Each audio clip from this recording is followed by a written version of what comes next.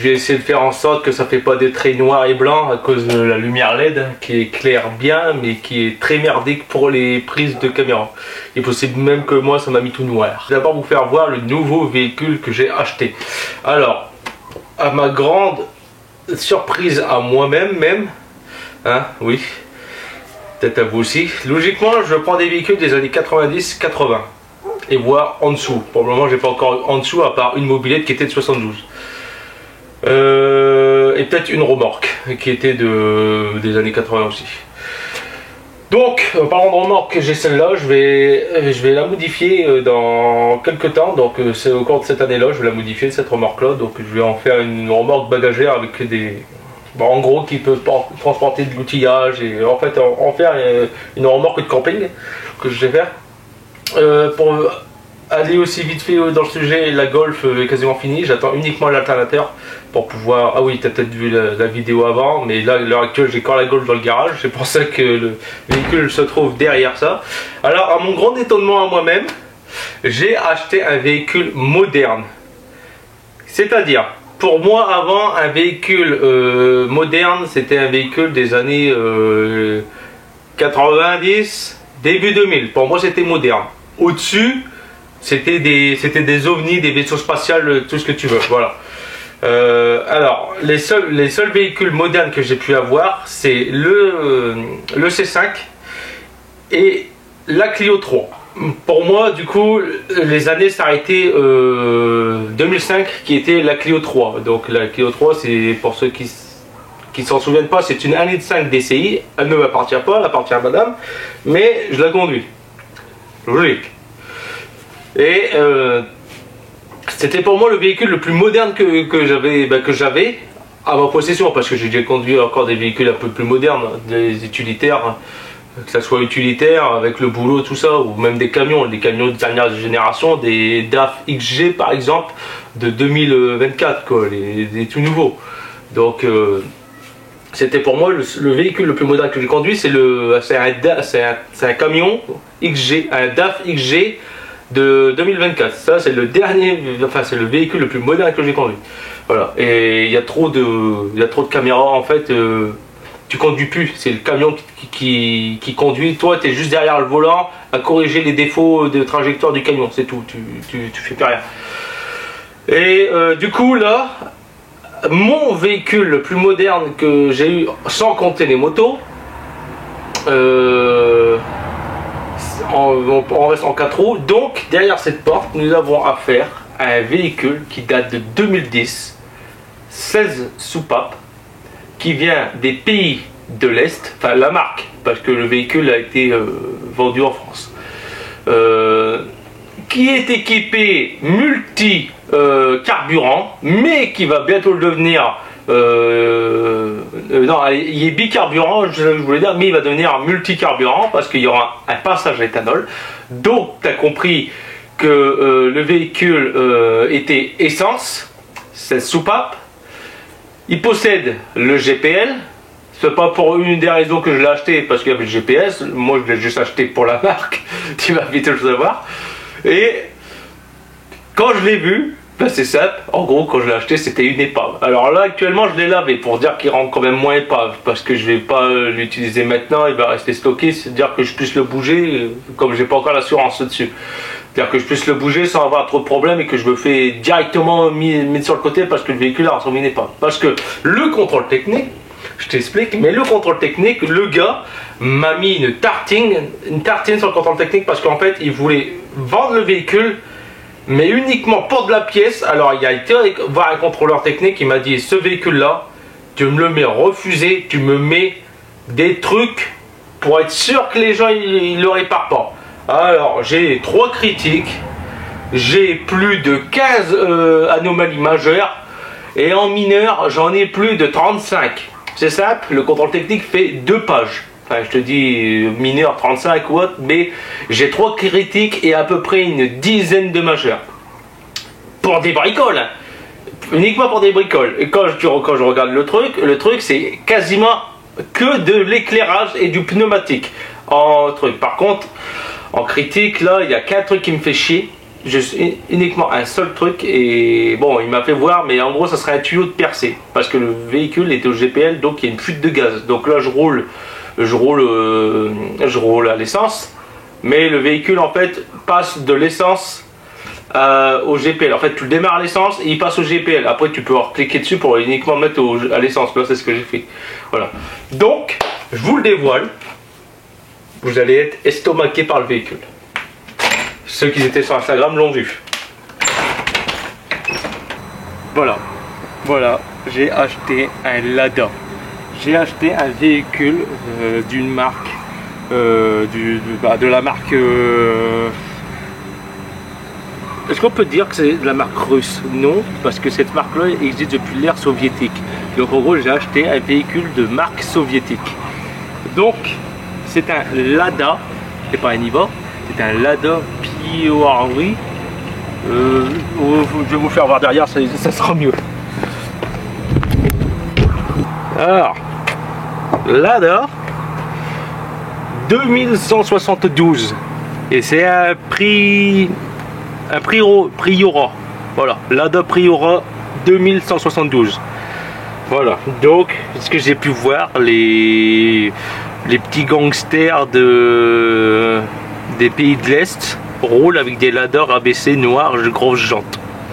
J'ai pas acheté ça pour faire le même truc, non, j'ai vu ça, j'ai fait putain, le véhicule ça a l'air cool comme ça, je dis je l'achète. Par contre, c'est tout du bas de gamme, c'est que plastique dedans. Et en gros, c'est simple, c'est un véhicule low cost.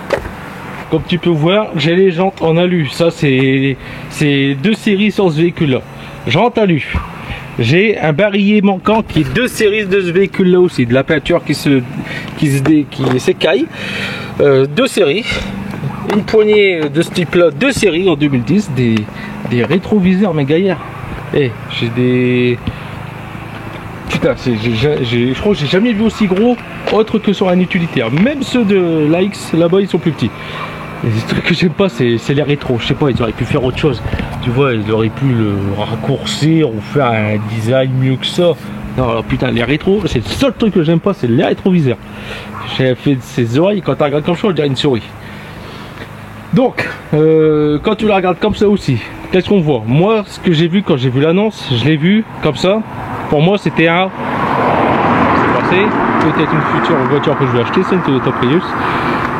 Donc, quand j'ai vu comme ça l'avant, ça m'a fait penser, tu sais, à un Dacia Logan. Première génération. Ça m'a fait penser directement à ça. Peut-être l'une aussi des raisons pourquoi je l'ai acheté, parce que je me suis dit les pièces, ils seront pas chères. Parce que Lada a eu 50%...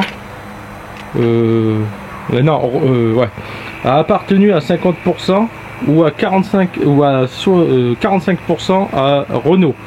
Donc dedans il y a du Renault, c'est sûr et certain. C'est pour ça que je l'ai acheté. Mais maintenant Renault ne possède plus cette marque avec le conflit russe-Ukraine. Donc maintenant, bon, à l'heure actuelle, ce véhicule là, il y a du Renault, mais la marque n'appartient plus au groupe Renault. Quand on regarde comme ça, on dirait une Opel Astra. Voilà, et à l'arrière, ça m'a fait penser à une Opel Astra. Donc dedans, en fait, il y a du bâtard. Parce que derrière, on dirait de l'Astra. Devant, on dirait du Dacia. Je sais pas pourquoi, mais j'ai envie de dire que on dirait du Ford ici. Je sais pas pourquoi, mais quand j'ai vu l'horloge là-bas, on dirait du Ford. Alors j'ai une horloge là, en fait j'ai bi-horloge. J'ai une horloge des deux côtés. Ouais. L'intérieur, ça me fait penser à du Ford, l'arrière à de l'Opel et devant du Dacia. Donc il y a un peu de tout. Voilà. Donc beaucoup de réparations parce que le véhicule est un contrôle technique de moins de 6 mois, mais en critique. Donc je ne peux pas faire la carte grise. Il faut que minimum il soit en majeur. Mais pour pouvoir faire ça, il faut déjà que je règle le problème de fuite de gaz. Ça serait un tuyau de percée. Il y a ça. Pneu. C'est indiqué qu'il y a un pneu à la corde. Celui-ci, le pneu il n'est pas du tout à la corde. Je vous l'ai dit, le gars il a dit tu mets des trucs pour dire qu'il est sûr que le véhicule ne soit pas réparé. Malheureusement, moi je vais la réparer. Voilà, donc tu vois, quand je l'ai acheté, le véhicule il y avait ça. Il y avait du nickel sur tout le véhicule. Il y en avait partout sur le véhicule. Donc là je viens de le nettoyer. Donc j'avais pas vu, voilà, il y a une petite bosse et une rayure, mais dans l'ensemble du véhicule ça va bien. Après il y a sur le capot, ça je sais pas ce que c'est, on dirait de la colle quand je passe dessus, on dirait qu'il y a eu du scotch dessus, tu sais, on dirait qu'il y a eu un truc posé comme les trucs German Look, mais version scotch, enfin version du pauvre. Voilà, donc il y a la peinture qui est un peu cuit sur le pare-choc, donc ça à mon avis la peinture finira par sauter. Voilà, donc point critique, c'est pneumatique, donc à l'avant je vais changer, ils sont arrivés au témoin de toute façon tous les pneus c'est indiqué à changer, mais derrière ils sont encore bons. Le gars il a juste marqué pour ça, il a juste uniquement marqué pour les craquelures là. Alors or moi ça me fait pas peur parce que j'ai des pneus qui sont encore beaucoup plus critiques que ça sur les utilitaires, et les gars ils me les ont fait passer au contrôle technique parce qu'il a dit la bande de roulement ça va, donc ça voilà, le gars en fait qui a marqué plein de trucs, mais les pneus là ça va y rester. De toute façon moi je vais pas le repasser au contrôle technique où il a été passé, c'est beaucoup trop loin. Le véhicule c'est simple, moi je suis à Saint-Omer, j'ai été le chercher près de Auchel, il y a à peu près une bonne 40 minutes de route, tu vois, de chez moi, en passant par les chemins. Donc j'ai déjà roulé 40 minutes de route avec le véhicule pour le ramener. J'avais pris uniquement 5 litres d'essence. Alors il reste très peu de GPL, il n'y avait plus d'essence dedans. Donc en retour, j'ai eu un petit voyant essence qui s'est affiché et j'ai eu un voyant moteur. Alors putain, ça m'a fait chier parce que sur tout le long, je dis bah c'est bon, le véhicule, je l'ai acheté de 2010, il n'y a que des trucs à refaire vite fait quoi, parce que amortisseur, en majeur j'ai un amortisseur roulement, mais je vous dis tout le reste c'est du pneumatique et de l'éclairage. L'éclairage est déjà réglé, il y avait un fusible de sauter, une ampoule de grillé, et les pneumatiques, bah à l'avant je vais les changer, mais à l'arrière ils sont bons quoi. Enfin, ils sont beaux, sont un peu craqués, mais moi ça me fait pas peur. Donc voilà. Donc sur l'intérieur, donc j'ai 3 vitres électriques, j'ai 3 lève-vitres électriques, donc les 2 arrière passagers à faire. Un gros nettoyage. La vitre électrique fonctionne là. Il faut que je mette un truc pour l'antenne ou alors que je le bouge, mais il faut penser, tu vois la rouille elle est en train de s'arriver. Là il y a une infiltration d'eau. Donc je l'ai vu tout à l'heure, il y a de l'eau qui a coulé de là, et c'est pour ça qu'en fait dedans c'est inondé. Enfin c'est inondé, il n'y a pas d'eau mais c'est inondé. Voilà, il y a ça. J'ai vu que en rentrant, parce que je l'ai pas conduit le véhicule, le gars il a démarré, il a conduit parce que le gars il m'avait dit il n'y a pas de frein. Bizarrement le véhicule freine très bien, et pourtant c'est marqué en contre-visite liquide de frein pollué ou sédimenté, tout ça, liquide de frein et frein inefficace. Pourtant le véhicule freine très bien. Truc que j'ai vu, bah là on le voit mieux en le lavant tout ça, mais alors j'ai un star là, j'ai un star là, et j'ai un début de fissure ici. Voilà, donc ça contrôle technique ça devrait passer, mais en plus c'est dans le champ de vision, mais ça dans le champ de vision quand je suis assis, les stars ils sont repris en fait sur l'essuie-glace, donc en gros c'est dans le champ de vision sans y être. Voilà. Donc bah, j'ai 2 plaques à changer, hein. Déjà l'avant elle est détériorée et décollée, et l'arrière il me semble, parce que j'ai pas réussi à la ravoir, elle est du Niken, ouais elle est carbone, mais celle-là je crois que je vais la passer devant, je vais en racheter une autre. Qu'est-ce que j'ai encore, ouais, cette optique là il y a de l'infiltration d'eau, il y a de la condensation parce que là c'est cassé, donc il va falloir que je le sèche et que je fous un point de colle là pour mastic, du silicone, tu vois, pour dire de le sécher. J'ai un attelage qui est très bien maintenant, comme j'ai une remorque, enfin j'ai de nouveau une remorque, voilà, donc GPL essence, voilà, donc ouais, je l'ai verrouillé. Donc j'ai ça aussi qui est indiqué en majeur. Le miroir il y est, mais débranlant, c'est indiqué, il risque de tomber, il doit rester une vis derrière qui est à peine vissée. Qu'est-ce que j'ai encore, ah oui, alors il y a un point critique où c'est indiqué corrosion excessif, risque, enfin éléments de fixation berceau, un truc de ce genre là, à gauche, droite. Le gars, même lui, il était même pas au courant qu'il était marqué ça. Il a regardé, il n'a pas trouvé de ce que le gars a voulu dire. En gros, c'est dit comme quoi qu'il y aurait des points de rouille à gauche et à droite, comme quoi que le châssis il est pourri, que les fixations, bah, en gros, ne tiennent plus ou ils sont plus bonnes. Alors pourtant, j'ai regardé en dessous, le châssis en dessous, il est piqué, mais il paraît sain, quoi. Le véhicule est 2010, hein. Si c'est vraiment pourri, je comprendrais pas. Déjà même, je comprends pas pourquoi le gars il l'a abandonné. C'est un véhicule il est 2010, il l'a laissé à l'abandon, quoi, parce qu'il était vert. Regarde, j'ai encore des traces sur le pare-choc que j'ai oublié d'enlever. Il était aussi vert que ça sur le pare-choc. Donc je comprends pas le pourquoi il y a marqué ça. Parce que si je dois faire une contre-visite, et que c'est indiqué ça, bah après je peux, s'il y est vraiment pas, le gars va me le retirer. Mais sinon il faudra que je repasse un contrôle technique sur en gros dans un autre centre, et que je le repasse, et que je dis pas qu'il y a eu déjà eu un contrôle technique pour ça. Alors pour ouvrir le coffre, c'est soit tu l'ouvres à la clé, t'as pas de bouton, ou soit tu l'ouvres par un bouton central au niveau du tableau de bord. Voilà. Donc je dois avoir les sucs de arrière qui ne fonctionnent pas parce que j'ai pas réussi à le faire fonctionner. Alors tu vois, j'ai encore autant de verre qui est ici. Le véhicule il était comme ça que je l'ai acheté, sur tout le côté droit, et les pneus il était vert. Donc j'ai ici la plage arrière qui va là. J'ai un silencieux dans le coffre. Je laisse deviner de quel véhicule il appartient. Oui. Là on est en mode racing sans ce véhicule là. Donc les ampoules ça m'appartient.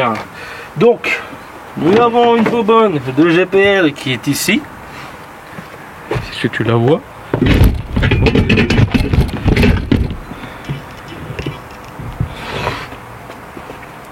Bonbonne GPL certifiée par préparateur. Là on a l'homologation sur la bonbonne. Donc c'est une 2010. Ça a été mis en 2010. 30 bars de pression à l'intérieur. Et c'est une bonbonne italienne. Et je vois pas combien de litres. Voilà. En gros, tu utilises 80% de la capacité dedans et tu as toujours 20% qui reste dedans parce que c'est indiqué max 80%. Voilà, donc bonbonne GPL. Du coup, pas de roue de secours.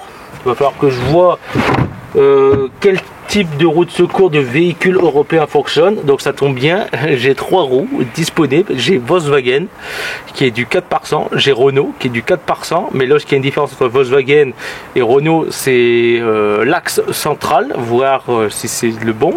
Et j'ai du Citroën.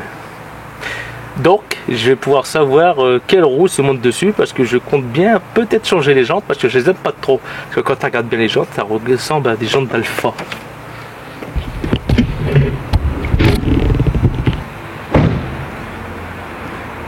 Alors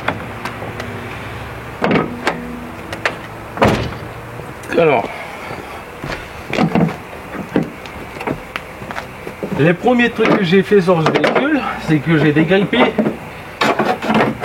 J'ai dégrippé ça et j'ai huilé ici parce que c'était un peu dur. Alors le gars, je suis le 3e propriétaire sans compter les garages qu'il y a eu avant. Sur la carte, quand je regarde sur Histovec, c'est indiqué comme quoi que je vais être le 3e propriétaire du véhicule.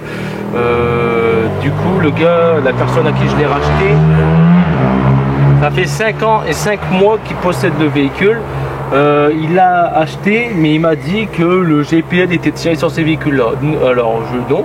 Quand je regarde sur les infos de la carte grise, alors déjà ici on a une plaque qui a été rajoutée qui a des vis. Souvent c'est rifté quand c'est d'origine, mais j'ai la plaque riftée qui est là. Alors j'ai pas trouvé le numéro de série, je sais pas où il se trouve. Il n'est pas non plus en bas du pare-brise. Preuve comme quoi que le véhicule a été destiné autre part, mais qui a été racheté, enfin qui a été commercialisé ici, mais en gros il n'a pas été fabriqué en Europe, parce que c'est une batterie à pôle inversé. Logiquement on a le moins à droite et le plus à gauche. Bah là j'ai le moins à gauche et j'ai le plus à droite.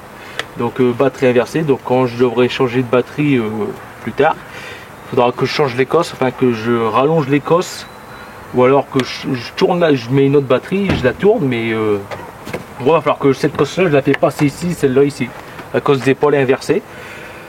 Donc comme ça tu sais que si tu vas dans des pays de l'Est, et ben tu tombes en grade de batterie, ben, tu peux pas en acheter une. Très peu de place niveau à gauche pour pouvoir faire la distrib. Par contre à ce niveau là j'ai assez de place.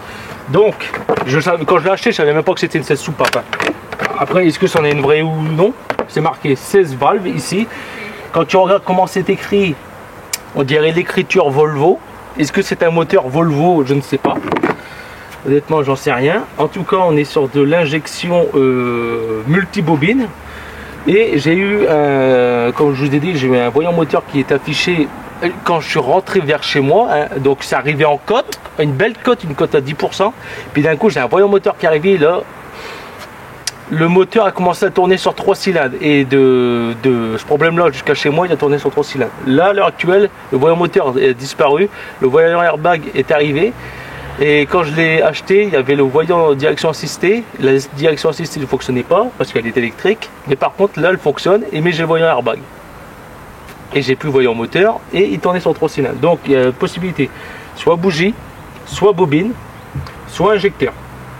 Voilà. Donc, je pense qu'on est sur du mono-injecteur, pas sur du multi. Parce que là, j'ai les arrivées de gaz. Enfin, j'ai tout ça, là. Ça, c'est gaz. Enfin je sais pas si c'est multi, il faut que je regarde s'il y a 4 injecteurs ou un seul, mais là pour le moment j'ai pas encore vraiment regardé où que c'était. Voilà. Alors, le truc à faire en priorité c'est la distribution. Je lui ai demandé quand elle a été faite, il m'a dit j'ai aucune idée, je sais que je l'ai pas fait, donc elle a sûrement plus de 5 ans et 5 mois, et combien de kilomètres je ne sais pas. Du tout, donc il faut que je regarde quand lui il a acheté avec son acte de cession par Istovec et le kilométrage de maintenant. Ah oui, alors le kilométrage, le véhicule a 175 000 km et 600 quelques trucs kilomètres. Voilà, donc en gros c'est un véhicule de 2010 que j'ai quasiment gratuitement parce qu'il a rebaissé son prix parce qu'il s'est trouvé honteux de le vendre dans cet état là. Voilà. Donc je vous en dirai après sur le prix sur la fin. Je peux déjà vous demander en commentaire combien je l'ai payé le véhicule, hein, sachant qu'il était en mode épave sur le bord de la route. Il était aussi vert que vous pouvez voir là. Puis comme ça, vous allez savoir. Du coup, moi je vais faire entretien basique. Hein. Filtre à air, je change. Filtre à huile, je change. Hein. Donc vidange. D'ailleurs, quand je l'ai acheté, on a été faire un tour. Le gars roulait avec. Il m'a dit qu'il avait fait de chez lui à Maubeuge, il y en a, je crois, il y en a pour 1h15 de route, parce que déjà de chez moi il y en a pour 1h30 de route. Et le gars, il m'a dit, ouais, il y a un mois j'étais roulé avec, je suis à Maubeuge. Bon, c'est bien, au moins elle démarre, ouais. Je fais ça.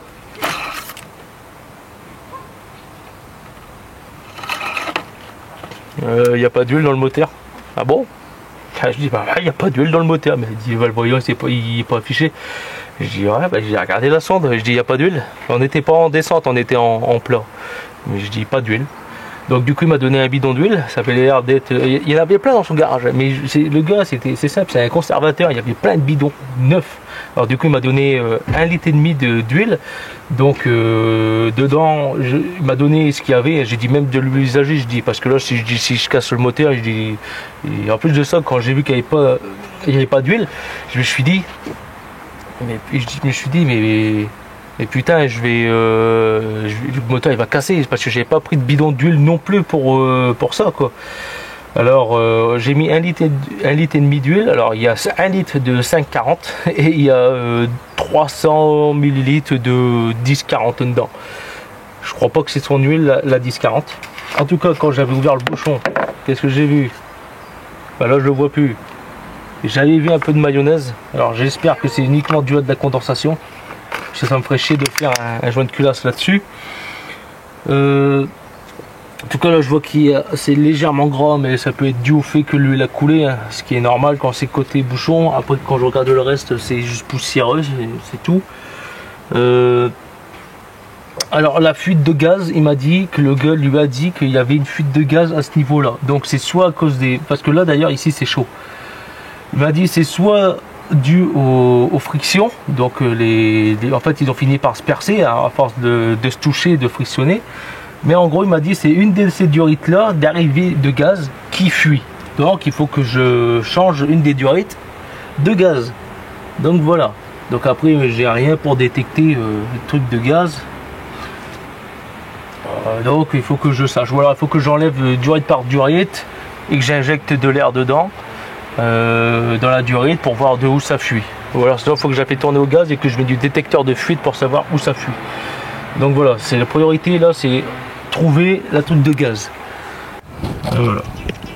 Le filtre à huile se trouve juste là derrière, à côté du collecteur d'échappement, enfin à côté du catalyseur, il est là, il est juste là.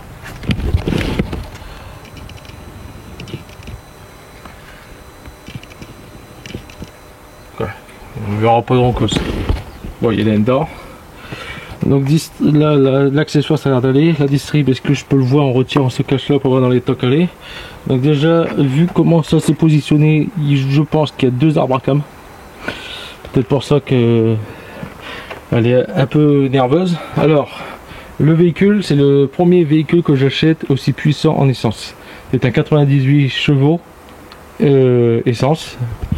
En diesel, j'ai des diesels qui sont avec un peu plus de chevaux, et bon, le C5, les chevaux sont crevés dedans, donc ça on oublie. Donc quand on regarde, il y a des points de rouille, certes, 2010 quand même, c'est étonnant. J'ai des voitures qui sont des années 80-90, il y a moins de rouille que ça quand même. Donc est-ce qu'il a mis les trucs de rouille pour ces points là? Honnêtement, j'en sais rien. Je vais vraiment tout nettoyer, la brosse métallique, tout ça pour quand je passe à l'LCT, pour que ça paraît un véhicule qui est d'occasion mais qui a été entretenu, quoi, parce que là le compartiment a un peu été laissé à l'abandon. Nettoyer tout ça aussi pour les trucs. Déjà on va changer les bougies, c'est peut-être une bougie qui a cramé ou peut-être une bobine, on verra bien. En tout cas, les bobines ils sont indiqués 2009, enfin il y en a une qui est pas la même. Voilà, celle-ci c'est pas la même. Il y en a qu'une, il y a une bobine qui a été changée. Donc celle-là, donc elle est différente. 2009. Ces bobines là, je crois que ça serait peut-être du NGK, je suis pas sûr. Le logo il ressemblerait, mais ça il ressemblait. Voilà. Donc on va déjà partir. Alors là, ça m'étonnerait que je trouve les pièces chez Neuroto pour le filtre à air, tout ça. Alors déjà il y a le calculateur qui est là. Un petit calculateur, donc il faut que je trouve la prise OBD2, hein, on va passer en même temps à l'intérieur, comme ça vous pourrez voir. Il faut que je trouve la prise OBD2. Tu vois, c'est cheap, hein. Enfin c'est cheap. Par contre je me demande si les ampoules ça n'a pas été changé, c'est du LED à l'intérieur, les ampoules LED. Donc airbag, passager, conducteur 2010, il n'y a pas les latéraux, contrairement à la Clio et au C5 qui sont avant 2005. Celle-ci j'ai que deux airbags frontales, j'ai pas de latéraux, j'ai rien, donc tu vois comme quoi que c'est un véhicule low cost. Donc plastique, hein. J'ai pas les clés là. 5 vitesses, on a un peu comme la vitesse elle est un peu côté de la première. Siège chauffant, la clim, donc il faut que j'en change la clim, mais j'ai la clim et le siège chauffant. Voilà. Réglage électrique des essuie-glaces. Ah là je te fais des petits topos, donc il faut que je change les ceintures. J'en ai une qui est détériorée là. J'ai le conducteur qui est détérioré là, donc il faut que je trouve aussi ça. Donc il va falloir que je cherche dans les cases des pays de l'Est, hein, comme au Pisto, Voco, tout ça. Normalement là je devrais trouver. Donc grande boîte à gants, il n'y a rien à dire là-dessus. Hein, c'est une boîte à gants quoi. Voilà, donc il faut que je la nettoie, elle est verte à l'intérieur, elle est dégueulasse. C'est vraiment un véhicule qui a été laissé à l'abandon, qui a pris l'humidité, enfin il y a eu de l'eau, une infiltration, ça a chauffé. Et puis voilà. Donc troisième ceinture, j'ai vu que cette ceinture là était en option. Logiquement ça serait une ceinture un point, enfin 2 points, là c'est une ceinture 3 points. Voilà. Un beau tableau de bord, rien de plus compliqué. Donc il n'y a pas vraiment grand chose à dire là-dessus, hein. C'est vraiment. Par contre j'ai pas de voyant. pour le gaz. Est-ce que ça serait ça, tu vois? Est-ce que ça serait ça pour dire gaz plein? Enfin, là, 4 pour dire qu'on est au plein ou non. Ça, en tout cas, quand c'est sur G, je suis sur le gaz, et quand c'est sur l'essence, je suis là. Mais voilà. En gros, je sais pas si ça c'est le truc du gaz, enfin pour dire le gaz il y en a plus, et là c'est l'essence, voilà. Alors, sur le tableau de bord, bah, c'est exactement comme ça. Il n'y a rien de plus, il n'y a rien de moins. C'est vraiment bas de gamme. Oh, j'ai été chercher ces magnifiques clés. Alors j'ai les clés pour la centralisation. J'ai pas de transpondeur là-dedans, donc en gros ça sert à rien. Enfin si ça sert, mais il faut mettre une pile. Il n'y a pas de pile. Elle est compatible pour le Neumann, mais je peux pas l'utiliser, il n'y a pas de transpondeur. Donc je dois prendre les petites clés. Donc pour le démarrer. Voilà. J'ai tous les voyants, j'ai tout ça. Là. Et puis ben voilà, il n'y a rien d'autre. Il faut que je la mets à l'heure. Donc voilà, donc là on est sur de l'essence. Donc là il clignote. Enfin il clignote, il était préparé pour de l'essence. Et puis voilà, alors tu vas écouter le magnifique bruit.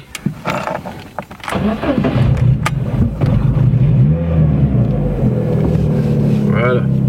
Ah bah tu vois, le voyant airbag est là. Magnifique bruit. Donc là on est sur l'essence.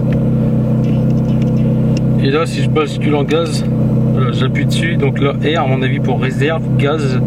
Et là voilà, donc là il n'a pas encore fait le changement. On va expliquer. Quand il clignote plus, c'est qu'on est sur le gaz et le essence il va partir. Là on est sur les deux là actuellement, gaz et essence. Voilà. Déjà j'ai entendu le bruit qui a changé. Là on est sur le gaz. Voilà. Donc ouais, là c'est réserve et puis voilà. Donc moi maintenant il faut que je trouve la prise OBD2 pour. Alors je pensais qu'elle était là, mais non. C'est pas là derrière. Là derrière, il me semble, je l'ai pas vu, donc peut-être que c'est derrière les trucs de fusible. Je ne sais pas. Après j'ai pas été voir de ce côté-là. Est-ce que c'est là derrière ou planqué, je ne sais pas. Mais je vais aller voir où c'est. Voilà. Hop. La clim. Ça va être bien pour les fortes chaleurs. J'ai enfin une clim qui devrait fonctionner logiquement. Voilà. Un magnifique bruit de trompette. Bon, je vais essayer de lui donner un bruit un peu plus racing aussi. Hein, j'ai une Lada 16 soupapes double air Bracam. Il faut quand même que ça envoie. Alors le but là-dessus, il n'y a pas vraiment de but.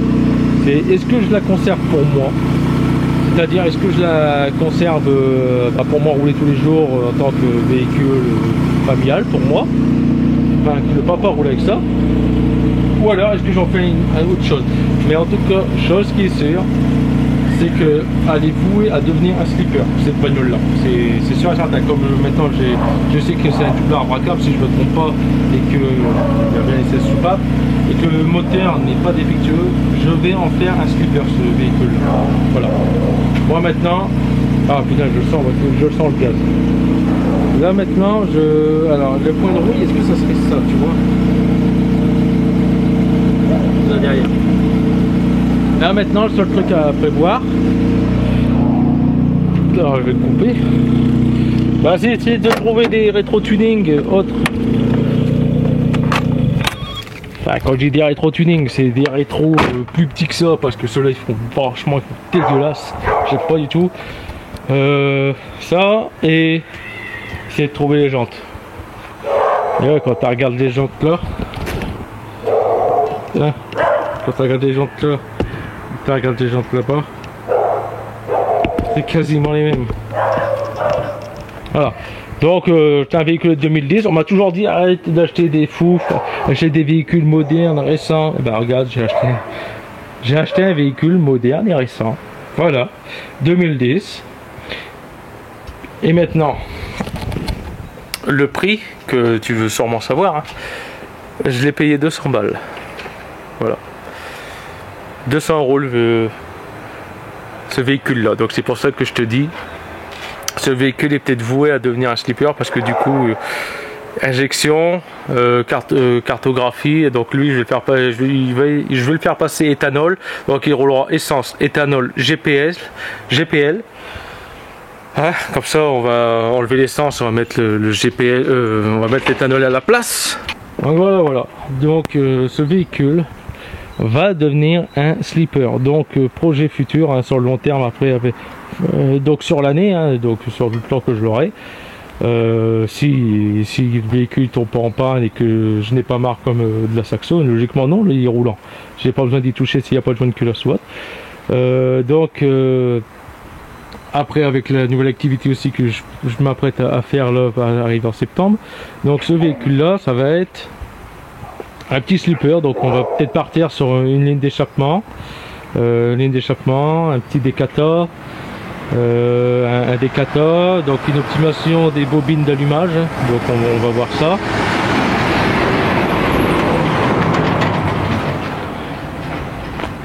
Donc bobine d'allumage, on va essayer de voir peut-être turbo. Franchement je pense pas, on va le laisser en atmo, hein. Donc voilà, donc on va vraiment partir sur on va essayer de l'objectif, ça serait bien de le mettre à 150 chevaux. Ça serait parfait. 150 chevaux, ça serait bien. Voilà. Donc maintenant vous savez, mes seuls derniers projets que ça va être la Lada. Et ensuite, pour ça que je revois un peu de tout. Bah, normalement ça aurait dû être la Renault 25. Mais celle-là était beaucoup moins chère. J'ai bien compris, à 200 balles c'est donné. Donc on va partir pour ça que les utilitaires j'essaie de les vendre, enfin un des deux, puis celle-ci on va en faire la voiture du papa pressé. Ça sera pas mal, ça sera parfait et pas mal.